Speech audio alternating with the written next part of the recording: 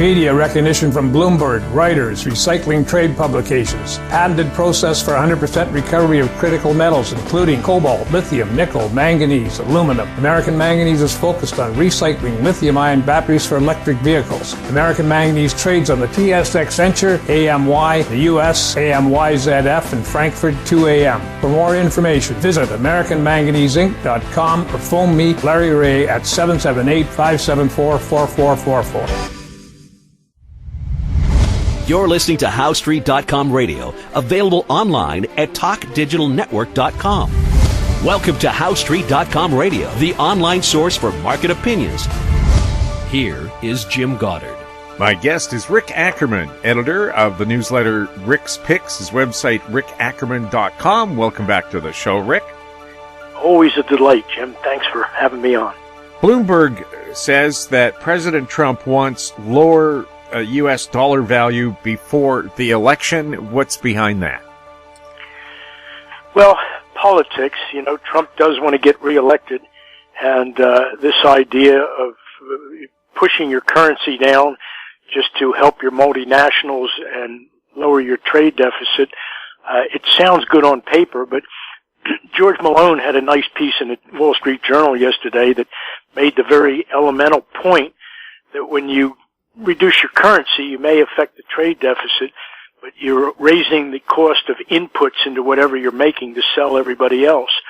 So there's really no net gain, although in the short term, certainly politically, there appear to be gains. Mm-hmm. Now, lower interest rates, what they've done so far is encourage companies to buy back their stocks, borrow money, and do that. But already we've seen two companies run into trouble. Sotheby's had to be sold off because they spent so much money buying stock. Caesars needed to be rescued because they'd done the same thing. Is this going to be a recurrent theme? So many companies have blown all their spare cash in buying back stocks. They have no money left over to look after themselves in a downturn. Well, they can still borrow it for next to nothing, which is what a lot of companies with surpluses that aggregate into the tens of billions of dollars. There are a lot of companies there who've got plenty of cash, but they're basically saying, why should we spend real cash when we can go out and borrow it for next to nothing to goose our own shares? Believe it or not, it seems like a seductive argument, and you had another Wall Street columnist, not so astute as George Malone. This one is Jason Zweig, who got out there with all the good reasons why share buybacks are a good thing, and they've been happening since the time of Alexander Hamilton. However, Hamilton would have been appalled if he had seen the extent to which this massive borrowing for buybacks has occurred. The buybacks themselves are now running at close to a $1 trillion per annum rate. Like $800 billion. I'm trying to think. Yeah, I think that's close to it, and that's a lot of cash. So, sure, buybacks are fine, but when they become the primary driving force behind a bull market, you have to question it. Well, couldn't some consider it to be private quantitative easing instead of the Treasury Board or the Fed doing it? Private enterprises doing it to themselves?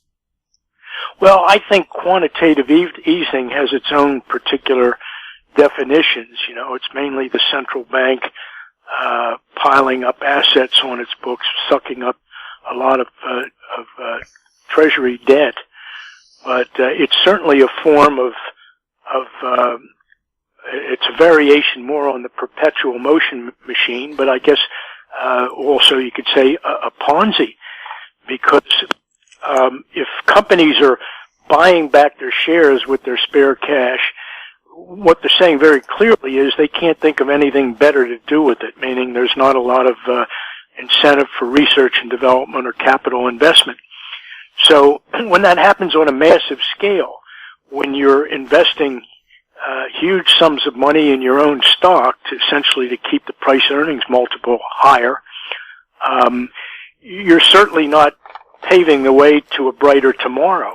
If capital investment and research and development lag at the expense of share buybacks, then you're essentially creating a future that doesn't work well, where you don't have productivity increases and growth of real wealth. Now, of course, a few decades ago, it was illegal to buy back your own stock because it was considered stock manipulation. Why isn't it considered that today? I think the rules, it's always been okay. Share buybacks have always been okay, although there were certain rules, I think, put into place in the 1980s that revised what it looked like legally. It made it perhaps easier. But, share buybacks have always been with us. But as I was saying, it's the extent to which they are the driving force behind the bull market that should raise a red flag. We'll have more with Rick Ackerman right after this. Grand Portage Resources' Herbert Gold Project in southeast Alaska highlights increased gold resource, indicated and inferred, of 860,000 ounces, in excess of 10 grams per ton gold. Expansion drilling is planned on the Herbert Gold property for the summer of 2019. Grand Portage Resources trading symbols are GPG on the TSX Venture, GPTRF on the OTCQB, and GPB on Frankfurt. For more information, please visit our website, grandportage.com. Cypress Development Corp. is developing a world-class lithium resource in the heart of Clayton Valley, Nevada. The size of the resource makes the Clayton Valley project a premier asset with the potential to impact the future of lithium supply. Cypress Development Corp. trades on the TSX Venture Exchange, symbol CYP, the OTCQB, symbol CYDVF, and on Frankfurt, symbol C1Z1. For more information, please visit our website, cypressdevelopmentcorp.com.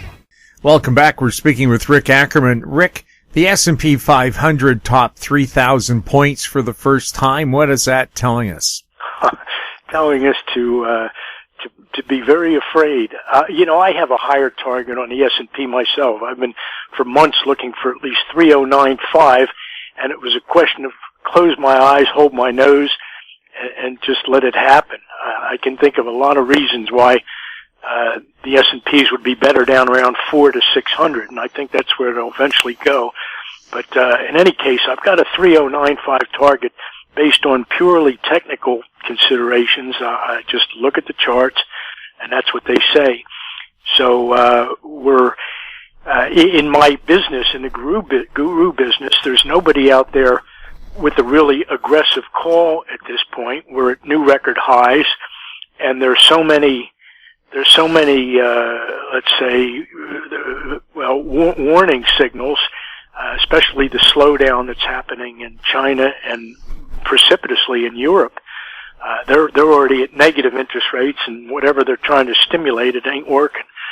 So Europe is about ready to go down the toity, and even China is experiencing quite, at this point, the slowdown is starting to become painful. So with the S&Ps here at all-time highs, you have to be very careful. I mean, nobody wants to miss that last, perhaps blow-off phase of a 10-year bull market, but I'm not quite, I wouldn't be in there with all that exuberance that kind of blinds you to reality. What sectors are driving the S&P higher? Well, any sector where the government is throwing away money or spending a great deal of it. Healthcare has been pretty good, you've had the bank stocks have certainly taken it on the chin, and especially there's been a lot of news about Deutsche Bank, and it's partly because the yield spread is just not wide enough to permit a lot of very profitable lending opportunity. But there's been some pretty good sector rotation, which is telling you that the boys are going to be throwing other people's money at something, and if one thing's out of favor, then something else will be for a while. So it's a market where the money just keeps rotating, but it's obviously taking more and more of it to sustain the broad averages at these heights, because the higher the prices go, the more money it takes to keep that lift there. Now, of course, the stock market's doing well. Is the U.S. economy doing well? I question that, really. I don't think that it's doing so well that a middle class that is essentially drowning in debt has been in any way, he hasn't been saved. The debt is still there. It's crushing with respect to college tuition costs and health care. And we're just going through a huge boom in refis, not so much on the buying side, because home prices are still, they're ridiculous. They're priced beyond the reach of first-time buyers. And of course, the millennials haven't been able to connect with real jobs other than the handful of them that work for Google and Facebook and Uber and some of the San Francisco companies, including the unicorns. So however great guns the economy is supposed to be doing, it's not real. It's the wage gains have been minimal, and I see the middle class is still very much trapped in debt. We'll have more with Rick Ackerman right after the break. Hi, I'm Douglas Mason, President and CEO of Rainy Mountain Royalty Corp., RMO, on the TSX Venture Exchange. Rainy Mountain Royalty Corp. is a Canadian-based mineral exploration project generator. The company currently holds multiple property interests in Ontario with joint venture partners and is seeking further joint venture partners for other drill-ready properties in our portfolio. For more information, please visit our website at rmroyalty.com or call me at 604-922-2030. Don't miss out. Stay informed. Receive the HowStreet.com weekly recap with thought-provoking podcasts, radio, and articles delivered to your inbox. Sign up for the HowStreet.com weekly recap on our homepage at HowStreet.com. Welcome back. We're speaking with Rick Ackerman. Rick, I see Richard Branson's space exploration company plans to have an initial public offering. Is space really the last frontier for investment? Possibly, yes. It seems so far down the road, but let's say if we were able to mine rare earth minerals on Mars or something, that's a very interesting prospect. And Branson, I know we've all dreamt about what we would do if we had $1 billion, and most of us would have fun with it. But when you look at the billionaires and what they actually do, Soros and Ellison, they're real stiffs. I mean, they don't seem to be having any fun with their money at all. But Branson is definitely an exception. You know that he's out there and he's enjoying the hell out of his money, and we can all wish him well, exploiting space, or at least doing the groundwork here to have to turn some of the other planets into commercially viable operations. Well, also, I mean, he's a man who likes to explore. He set all those records for traveling around the world in balloons and so on. And I guess the balloons no longer have fascination for him. He wants to go higher. Well, he's pretty cool, and when you've got enough money to get to the moon or Mars, it's that's saying something. And so again, we should all wish him well. He's just one of those billionaires who's making this world a little more fun. What about Tesla cars? Are they doomed to bankruptcy? Yes, they are. And it's amazing. We've had this run that sort of built its way around the 95,000 cars they delivered in the first quarter. Somewhat higher than expectations, but they still have a lot of problem financing debt, and they're going to have a lot more competition than they've had in the past, because now just about all the high-end makes are coming out with electric cars that will challenge Tesla. I've always thought well of Musk, and he, like Branson, he's one of those billionaires who has fun with his money, and he's just a true entrepreneur. He's willing to bet it all, put it all on the line for something he believes in. But I think that Tesla's problems are they're very serious, and they'll not only have more competition, but because they're skewing their model lines down to lower priced cars, they want to be selling everybody a sedan and the $35,000 an SUV in the $30,000 to $45,000 category. So that will mean relatively fewer sales of some of these cars that go for $80,000 and $90,000 and up. So that's also going to hurt their margins, and the lack of a dealership will. And you know, you hear stories about how long it can take you to get a part for a Tesla to fix collision damage or whatever. So they're going to be increasingly under pressure, and Musk already went down in flames as far as his prediction last year that they turned the corner and that every quarter henceforth would be profitable. So they'll really be, the stock has had an amazing short squeeze rally, and it's come quite a ways, I think maybe 30 or 40% from the lows.